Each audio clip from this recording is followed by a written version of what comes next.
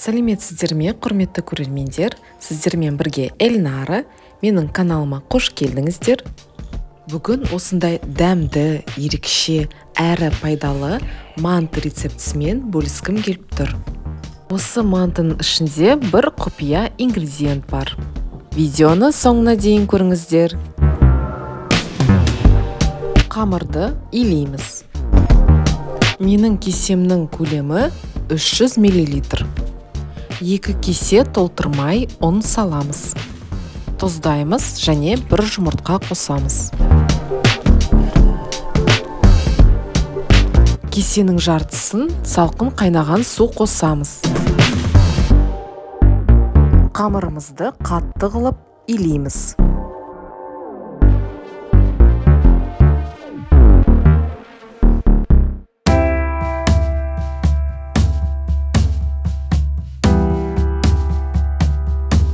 Мінекей біздің қамырымыз осындай болып шығады.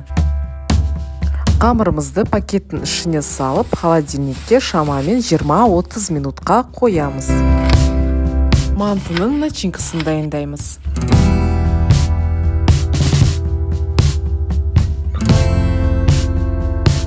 Осындай пияздың жартысы қалды, мен оны подливаға қолданамын.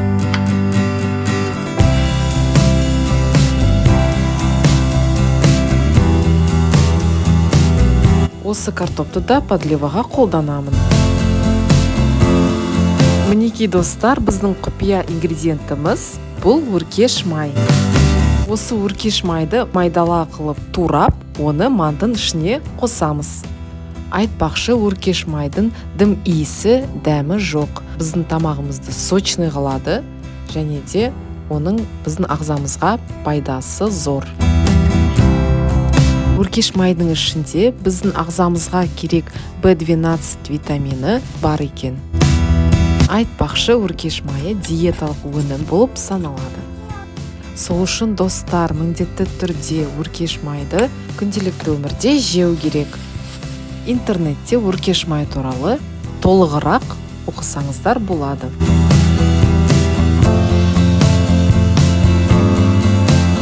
Қамырымызды видеодағыдай шұжық секілді жасаймыз. Қамырымызды бөлеміз.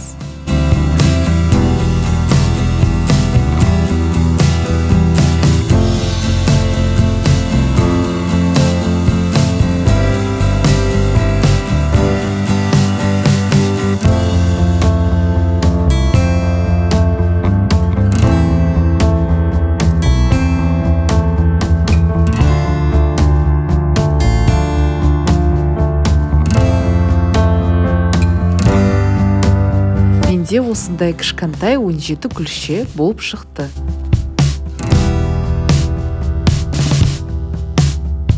Осылай әрқайсысын жаямыз. Қамырымызды домалақ жіңішке жаю керек.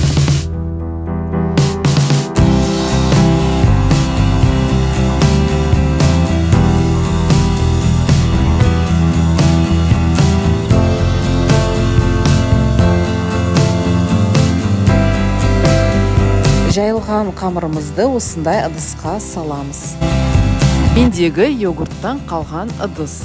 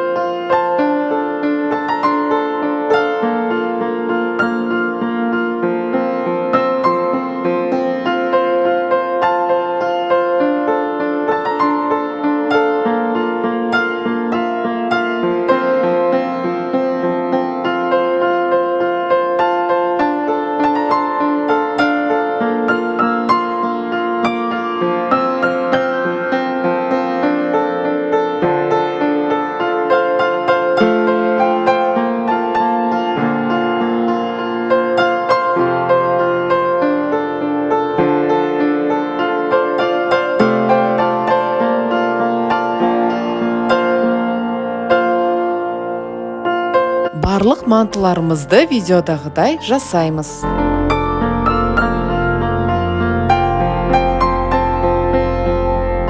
Менде кішкентай 3 күлше қалды. Сонымен 14 манты шықты. Осы мантыларды табаға немесе қазанға пісіреміз. Достар, сіздерде одан да әдемі болып шығады. Соған менде мүлдем күмәнім жоқ. Ендеше подливаны дайындаймыз.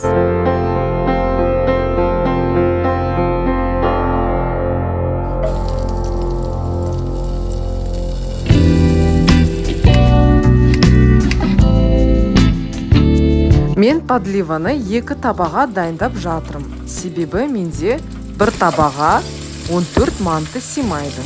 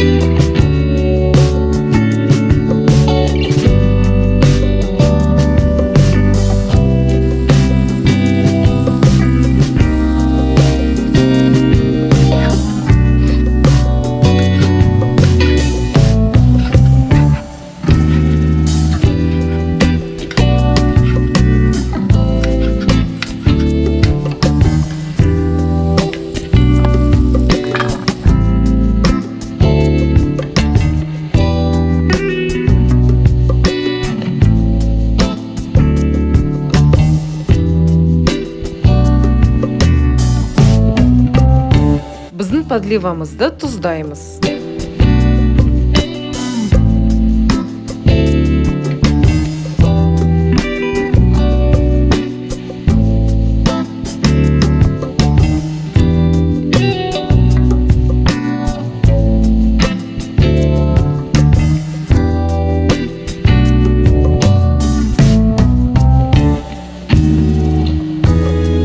Біздің мантыларымызды 35-40 минут жай отында дайындаймыз.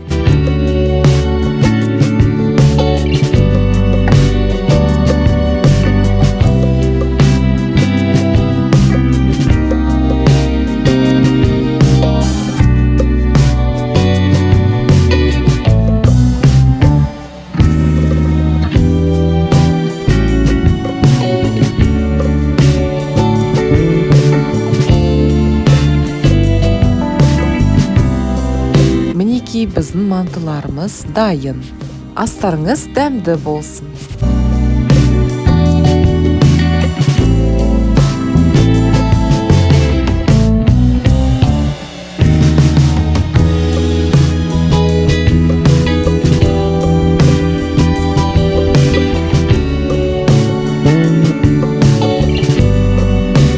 Үй жағдайында дайындалған майонезбен біздің мантыларымыз өте дәмді болады. Қарағандарыңыз үшін көп рахмет. Лайк және подписка қоюды ұмытпаңыздар.